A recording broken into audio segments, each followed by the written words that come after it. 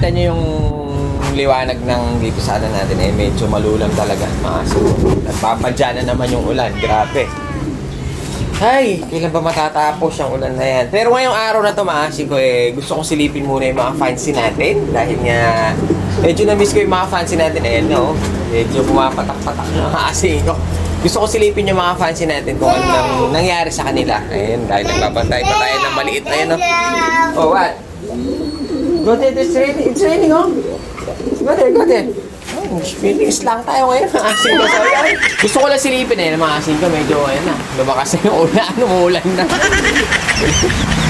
Sarado muna natin yung mga, ano natin, mga ibon natin. Dahil nga magbabasa na naman itong mga to.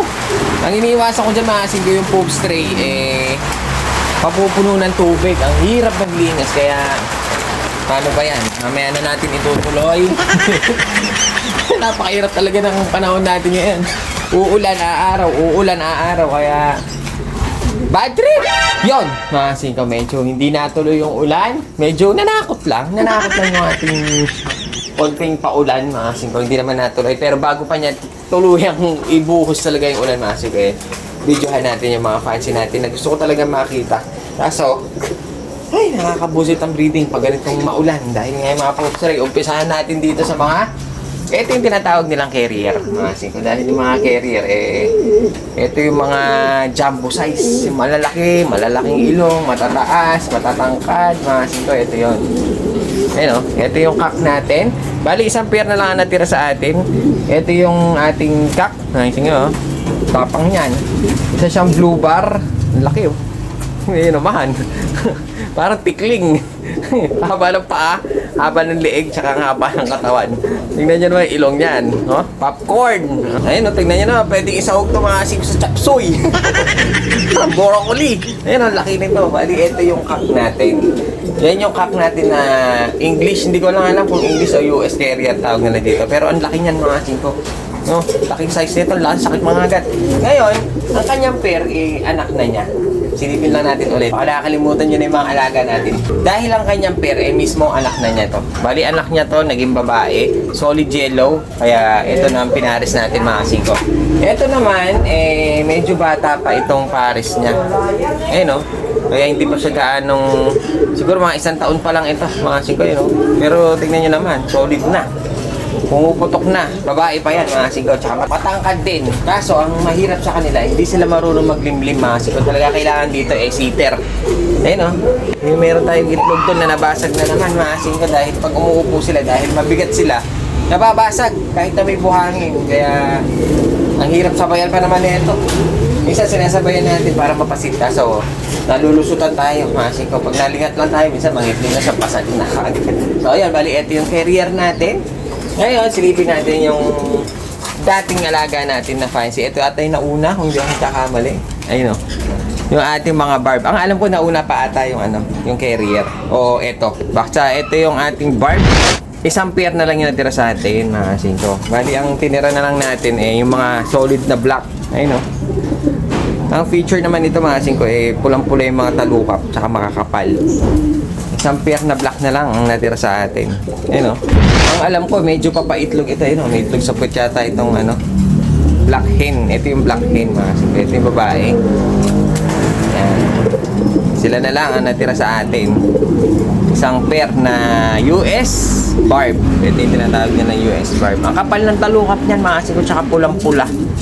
Ayan sila, oh. Isang pair na lang sila. So, mga bata pa itong mga Asing ko, kaya marami-rami pa yung ibubuga sa atin. Solid na black barb ang tawag nila dyan. Alam nyo nung araw, mga Asing ko, napakamahal nitong mga itim. Sobrang mahal nitong mga itim. Ang mga mura dati na ganito ay mga yellow. Ayun, oh.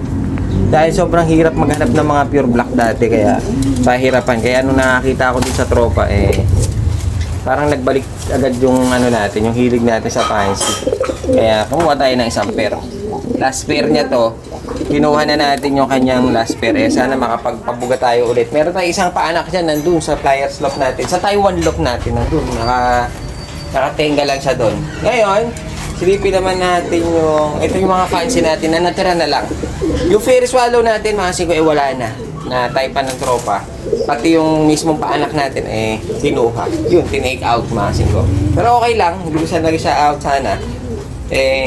Malayo pinanggalingan ni tropa. Tapos, ano pa siya, tawag dito?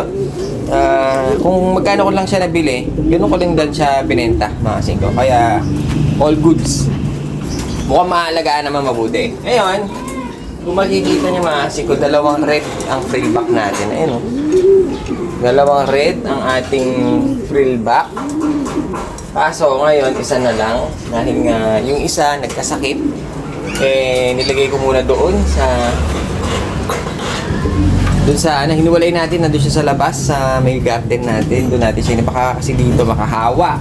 Kaya hiniwalay natin, ayun yung ating frill back. Makikita nyo, napakaganda niyan. Kulot na kulot din. Kaso ang gender pa, hindi ko pa alam kung kung anong gender niya, kung lalaki babae siya. Pero napakaganda. Hanapan na lang natin ng pares dahil medyo matatagalan tayong parang going light ang sakit nung ating frill back na isa. Medyo mahina siya kumain. Medyo alanganin kapag ganun. Pero sana medyo naman mabuhay dahil medyo malakas pa siya. Ngayon, ito naman yung ating isang Jacobin. Yun, bali, ito young bird. Bata pa ito, pero medyo nagmamature na. Kaso naglulugon yung kanyang balahibo kaya medyo masakit ng katawan niya. Kaso hindi pa natin alam, ungendered pa dahil bata. Hindi natin alam kung babae lalaki. Pero makikita niyo dyan, ang laki rin. Ang laki rin niya. Tingin ko dito parang babae. Hindi siya na-imig Hindi umiimig, hindi namamarako. Tingin ko babae. Kasi medyo maano na siya Nasa 6 months na ata ito. Ayun napakaganda niya. Yan yung tinatawag niya ng Jacobin. Scare yan mga sigula siyang pair. Ngayon, ito naman yung ating bukara. Yung bukara natin huwag muna natin gaanong galaw-galawin dahil nga ng itlog. Mga sigoy, no? Ayun yung ating hen na bukara. Yun siya mga sigoy. Nangingitlog. May itlog pala. Kaya ayoko siyang galawin. Party pa naman ito mga to. Pag nagalaw lang baka mamaya mapasag dahil nga may mga balahibo sa paayan. Ayan yung mga bukara natin.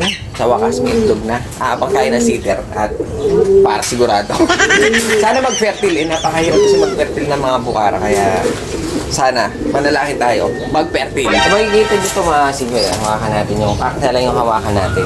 Kung makikita niya, ayun tinaktak natin siya. Lumabas na yung kanyang mukha. Ayun medyo talagang taktak na yung ginawa natin dahil nga hirap talaga siya makakita dahil nga nakatakip yung kanyang mga palahibo sa kanyang ulo.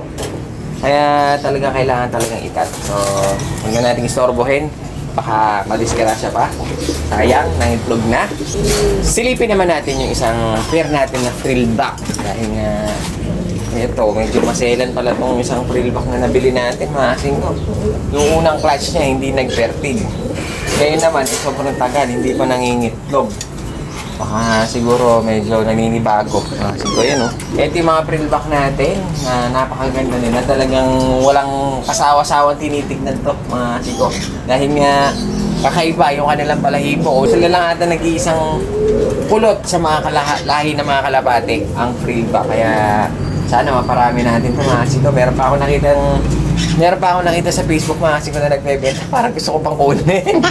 Pag tinopak tayo, kaya ng budget, baka kukunin natin ulit yung nakita nating frill back para meron tayong pang infuse ng lahi para hindi sila liliit, hindi mawawala yung pagkakulot na sobrang kulot, mga singko, para ma-maintain yung ganun na itsura na magagandang pagkakulot ng frill back. Sana kung meron tayong budget na extra, makuha natin yung nakita ko sa Facebook. Medyo malapit lang siya, kaya sana. Ngayon naman, mga singko, silipin naman natin yung pinakananay ng mga Jacobin natin. Yung medyo nakataas, yung napakaganda talaga tinitingnan itong mga to. Tingnan nyo naman, mga singko. Kakaiba. Ito talaga yung mga tatlong lahing to ang pinakakaiba. Pero sana makakuha tayo ng isang exhibition. Gusto kong pakita sa inyo yung exhibition Homer, mga singko. Para siyang racing dahil exhibition Homer siya. Pero, yung mukha niya, as in talagang kakaiba. Parang hindi na siya kalabatik, mga singko. Napakaganda. Ngayon, ito yung ating Jacobin na isang breeder. Napakaganda niya. Ito, talagang lugon pa tong hen. Ito yung babae, mga singko. Ang tagal niyang maglugon. Ayun, napakatagal maglugon na ito. Hanggang ngayon, nung unang kuha natin to, naglulugon na. Ngayon, hindi pa tapos. Ayun, nakikita niyo ito sa kanyang mga balahibo. Talagang lugon pa rin. Kulang-kulang yung kanyang hood. Hood kasi ang tawag dyan, para siya nakahood. Ayan na naman yung ulan, Diyos ko po. Ito naman yung kak, talagang sabik na. Gusto ng pumares, mga asing ko. Tignan nyo naman hood nito, napakakapal. Ayun o. Yan ang binabayaran dyan, yung kanyang itsura. Mga asing ko, tignan nyo. Parang Lion King. Parang Leon, mga asing ko, napakaganda. So yan, bali, ito yung pinaka-breeder. Sana makapag-breed tayo dahil isa rin ito sa pinakamahirap i-breed ng mga Jacko. Pero hindi na kailangan gupitin yung kanilang ulo dahil nga pag-relax sila mga sigoy, no? Bumababa yung kanilang hood at medyo nakikita naman nila. Malakas sila kumain, kitang-kita nila yung patuka. Hindi tulad ng mga bukara kapag hindi mo ginupit, talagang hindi nila makikita yung kinakain nila mga singko. Hula-hula lang. Pero ito mga Jacko, kapag medyo relax sila, ayun, no? Nakaganin yung bumubuka yung kanilang hood. Pero pag medyo takot, talagang itatago nila yung kanilang ulo. Siguro napakaganda. Kaya nakakaaliw din, nag-aalaga ng mga fancy pigeon. Kaya yung mga mahilig sa mga ganito na dating kasabayan ko, medyo nakakausap ko sila ulit mga singko. Meron pa nga ako isang tropa na pumunta pa dito. Galing Pangasinan, dinalaw tayo. Kaso kukunti pala yung fancy natin. Tsaka wala akong balak dagdagan ng ibang lahi. Gusto ko yan lang, yung 3 pair na yan. Tsaka yung sana, yung exhibition hover. Kung makakakuha tayo. So, yan. Ito yung mga pinaka-paborito ko sa mga fancy pigeon. Sana, kung mahilig kayo sa mga ganyan, mga singko, hindi naman puro racing lang. Hindi pa talaga diehard na racing.